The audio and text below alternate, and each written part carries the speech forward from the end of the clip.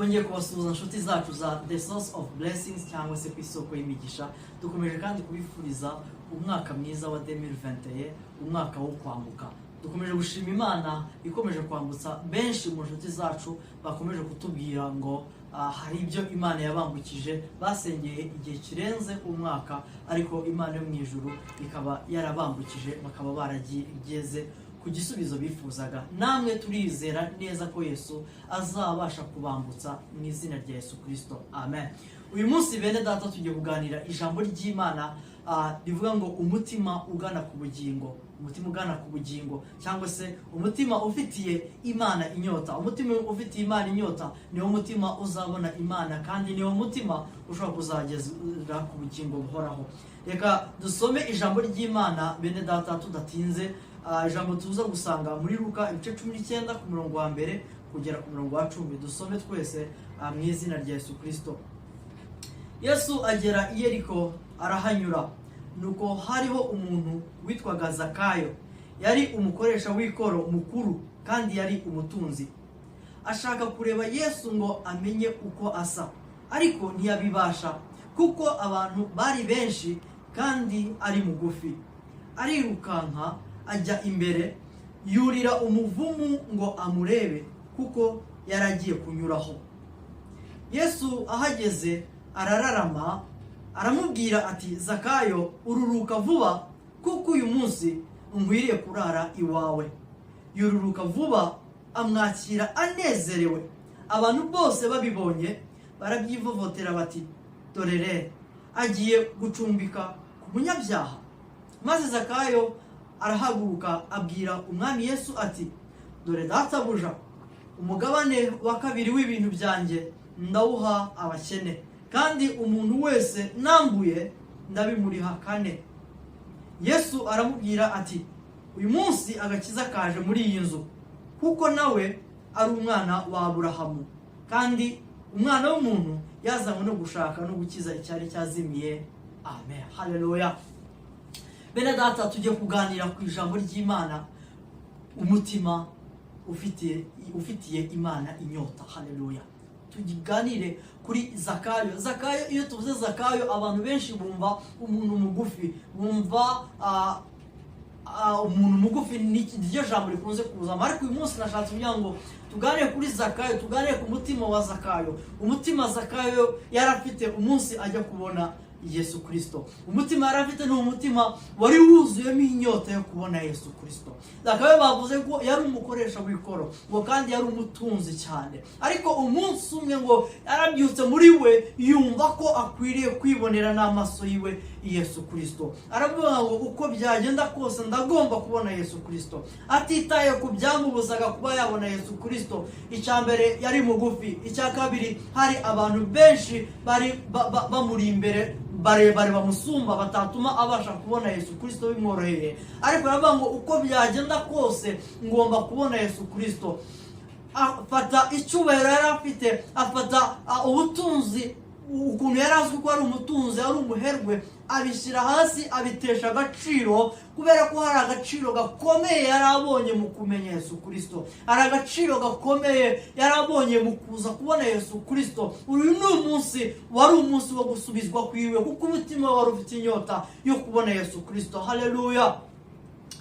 Zakayo ngo arangije ngo abonye bitoroshe kugira ngo abone Yesu Kristo kubera abo bantu bari bamuri imbere, ngo arirukanka asiga icyubahiro, asiga gukomera kwiwe, yibagirwa ko ari umutunzi, yibagirwa ko ari umukoresha w'ikoro mukuru, arabyibagirwa ngo ariruka. Utekereza kubona nk'umukozi mukuru wo muri Rwanda Revenue ari kwirukanka ngo agiye kureba Yesu, arirukanka yurira ngo igiti cy'umuvumo. Haleluya. Kubera umutima wiwe wari urimo urabira, umutima wiwe wari uri kubira kubera inyota yari afite yo kugira ngo abone Yesu Kristo, ngo arirukanka yurira igiti. Ngo Yesu amubonye ararimba ngo manuka vuba we mutima umenetse, kuko uyu munsi ndarari wawe.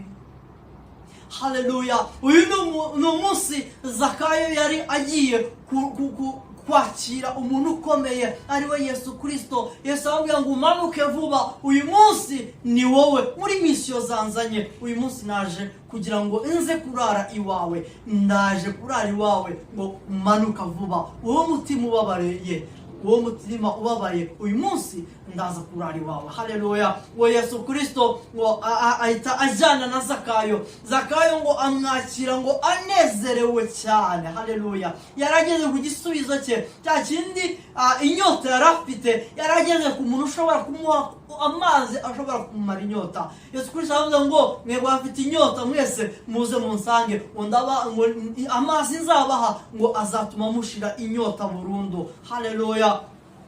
Uyu munsi ngo Zakayo yakira Yesu Kristo, ngo ariko haleluya, ngo abonye, ngo abantu bamubonye agiye kwakira Yesu Kristo, ngo Yesu Kristo ngo batangira kumukeka baba ngo ni gute uriye wita umwana w'Imana agiye gusangira n'umunyabyaha. Ariko ntabwo bari bazi Yesu Kristo icyo uyu munsi ari umunsi yarafite misiyo kuza kugira ngo uyu Zakayo nawe bari bazi nabi, bari bazi nk'umukoresha w'ikoro, bari bazi nk'umuntu udakwiriye kwakira Yesu Kristo. Ntabwo bari bazi ko uyu munsi Yesu yarafite misiyo yo kumutabara, yo kumuzana nawe yitwa umwana w'Imana. Haleluya.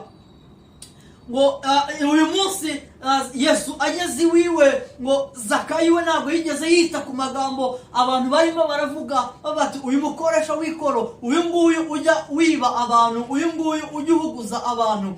Ntabwo Zakayo yabyitayeho, ngo ahubwo umutima wiwe, kuko yari yakiriye Yesu Kristo, umutima wiwe wuzuyemo umugisha wo kwemera ko ari umunyabyaha, wo kwimenya uwo ari we. Ngo ikintu cya mbere yakoze, ngo yahise ngo avuga ngo abantu bose nahuguje, cyangwa se abantu bose nambuye, ngo ndabariha kane. Ikindi cya kabiri cyabaye kuri Zakayo, yahise agira umutima wo gukorera Imana. Uyu munsi Yesu avuga ngo kandi ngo muri kimwe cya kabiri cy'ibyo ntunze ngo ndagifashisha abakene. Haleluya. Yesu akora ibyo bamwe muri bariya bamushinjaga ko ari umunyabyaha ahari batari barakoze.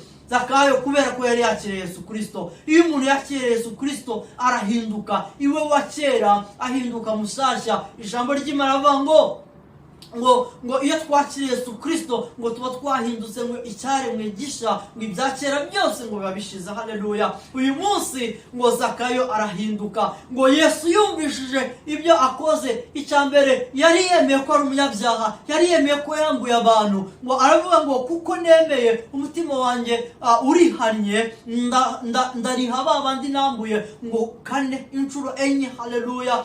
Ngo arangije baravuga ngo kandi ngo ndaza ngo guhereza ngo abakene nabo muri kimwe cya kabiri ngo cy'ibyo ntunze ngo ndagihereza abakene. Yesu Kristo yuzura umunezero kuko yari arangije misiyo yari imujyanye uriya munsi. Arangije aravuga ngo uyu munsi, haleluya, uyu munsi ngo agakiza katashe muri ino nzu. Uyu munsi Zakayo nawe agiye kubarwa mu bana ba Aburahamu. Haleluya. Mu bana bakiriye Yesu Kristo, mu bana bababariwe ibyaha byabo. Uyu munsi nawe ubugingo bwiwe buri hafi, nawe agiye kubona ubugingo, ari mu mubare bazabona ubugingo kubera ko haleluya yakiriye Yesu Kristo. Naho byaturutse ku mutima yarafite w'inyota yo kwakira Yesu Kristo. Haleluya.